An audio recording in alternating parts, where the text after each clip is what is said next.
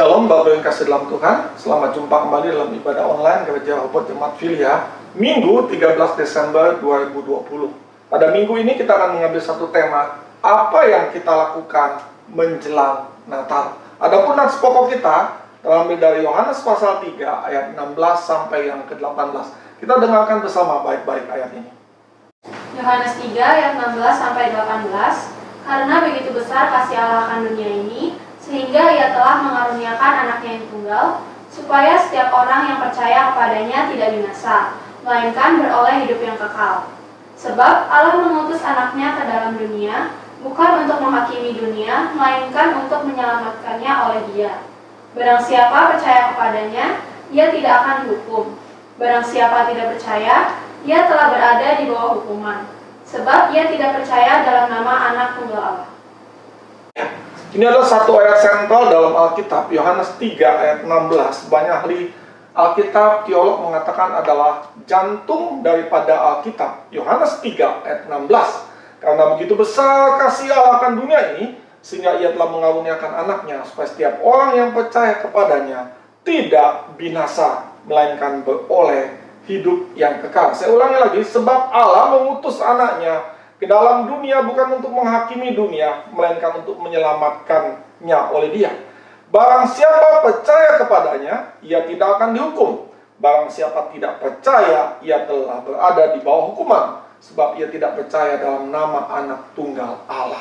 Natal adalah momen paling bersejarah dalam sepanjang kehidupan umat manusia, di mana Allah menjadi manusia. Allah mengambil rupa menjadi manusia. Ini adalah berita tentang Allah yang datang ke dalam dunia untuk menemui umatnya dan menyelamatkan mereka yang percaya. Persoalannya adalah dalam ayat 18 tadi dikatakan siapa yang percaya dia diselamatkan, tetapi barang siapa yang tidak percaya dia tidak diselamatkan karena memang dia telah berada di bawah hukuman. Maka pada pagi hari ini saya mengajak saudara menjelang Natal, apa yang kita lakukan dalam hari yang bahagia ini? Mari kita dengarkan Matius 2 ayat 11 sampai yang ke-12 berikut ini. Matius pasal 2 ayat 11 sampai 12. Maka masuklah mereka ke dalam rumah itu dan melihat anak itu bersama Maria ibunya. Lalu sujud menyembah Dia. Mereka pun membuka tempat harta bendanya dan mempersembahkan persembahan kepadanya, yaitu emas, kemenyan, dan mur. Dan karena diperingatkan dalam mimpi supaya jangan kembali kepada Herodes, maka pulanglah mereka ke negerinya melalui jalan lain. Ya, perhatikan ayat ini baik-baik. Apa sih yang kita harus lakukan menjelang Natal ini? Yang pertama adalah mempersembahkan hati kita untuk Tuhan, seperti para majus tadi. Para majus ini yang sujud menyembah Tuhan, mempersembahkan hati kita kepada Tuhan. Lalu yang kedua dalam ayat yang 12 dikatakan, supaya jangan mereka kembali ke negerinya, mereka harus pulang melalui jalan lain. Itu tandanya bahwa mereka meninggalkan cara hidup yang lama. Jadi yang pertama yang kita harus lakukan menjelang Natal ini adalah mempersembahkan hati kita untuk Tuhan, dan berikutnya meninggalkan cara hidup kita yang lama. Kalau sepanjang tahun ini mungkin ada cara hidup kita yang tidak berkenan di hadapan Allah, kurang berkenan, ataupun mungkin menyakitkan hati orang lain, ataupun salah bertindak, mari kita tinggalkan cara hidup kita yang lama. Itu yang pertama yang ingin saya sampaikan pada pagi hari ini. Yang kedua yang kita perlu lakukan adalah seperti Yohanes 3:18 tadi dikatakan bahwa siapa yang percaya akan diselamatkan, tetapi siapa yang tidak percaya, barang siapa yang tidak percaya, dia memang sudah berada di bawah hukuman. Nah, menjelang Natal ini janganlah kita berdiam diri, marilah kita membawa jiwa-jiwa teman, saudara, kerabat, mungkin orang tua, paman, tetangga, atau siapapun juga yang belum mengenal Tuhan, kita bawa kepada Tuhan, supaya sukacita Natal, keselamatan yang dari Tuhan itu mereka bisa terima. Sudahkah kita membuat daftar nama siapa yang ingin kita hubungi, yang ingin kita datangi, supaya mereka ikut merasakan sukacita Natal, dan kita memperkenalkan kasih Tuhan menjelang Natal ini kepada mereka, agar mereka juga diselamatkan. Itu yang kedua. Dan yang terakhir, yang ketiga yang saya sampaikan, apa yang ingin kita lakukan menjelang Natal ini adalah bersyukur untuk hidup yang Tuhan beri sampai pada saat ini. Saya ulangi, bersyukur untuk hidup yang Tuhan beri sampai pada saat ini. Kita akan baca ayatnya dalam Lukas pasal 1 ayat yang ke-38. Kita dengarkan baik-baik. Lukas 1 ayat 38. Kata Maria, "Sesungguhnya aku ini adalah hamba Tuhan. Jadilah padaku menurut perkataanmu itu." Lalu malaikat itu meninggalkan dia. Iya. Maria mengalami satu hal yang luar biasa. Ia didatangi oleh malaikat bahwa dikatakan ia akan mengandung, tapi dia bingung karena dia belum bersuami. Tapi malaikat katakan bahwa kandunganmu itu adalah kandungan dari Roh Kudus. Lalu ia bimbang, bagaimana mungkin kandungan Roh Kudus itu datang kepada aku, kata Maria. Tetapi dalam akhir kisah Lukas pasal 1 ini dia mengatakan, sesungguhnya aku ini adalah hamba Tuhan, jadilah padaku menurut perkataanmu itu. Lalu malaikat itu meninggalkan dia. Ini mengatakan bahwa Maria itu sebenarnya memiliki satu kehidupan yang bersyukur. Apa yang ia telah lakukan, apa yang Tuhan lakukan bagi hidupnya, oh dia tidak pusing. Sebenarnya dia mendapat kabar sukacita karena dia akan melahirkan seorang raja. Bayangkan seorang raja akan lahir melalui dirinya, tetapi dia tidak tahu bagaimana harus memulainya dan sebagainya. Bukan hal yang mudah yang ia dapatkan. Ia harus meninggalkan tempat kelahirannya, lalu dia pergi jauh mencari tempat penginapan untuk dia melahirkan, tetapi tidak ada sampai dia melahirkan di kandang domba. Begitupun ketika Yesus sudah umur 2 tahun, Herodes memerintahkan untuk membunuh setiap bayi yang usianya di bawah 2 tahun. Dia pun harus menyingkir jauh pergi ke Mesir. Kuncinya cuma satu, Maria bersyukur kepada Allah akan apa yang ia telah dapatkan. Sanggupkah kita seperti Maria? Kita bersyukur untuk hari-hari hidup kita yang sampai saat ini masih hidup.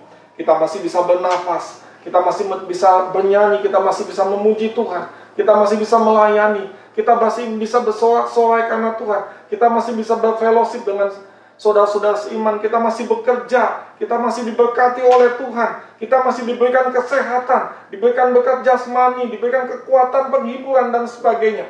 Itu kita harus bersyukur menutup tahun yang ini. Jadi apa yang kita lakukan menjelang Natal yang ketiga adalah bersyukur untuk hidup yang Tuhan berikan sampai saat ini. Ada satu lagu mengatakan, aku ada hari ini semua karena anugerahmu. Marilah kita menyambut Natal juga dengan selalu bersyukur untuk hidup yang Tuhan beri sampai pada saat ini. Mari bersama-sama kita nyanyikan satu pujian. Oh Yesusku, Engkaulah Raja Damai.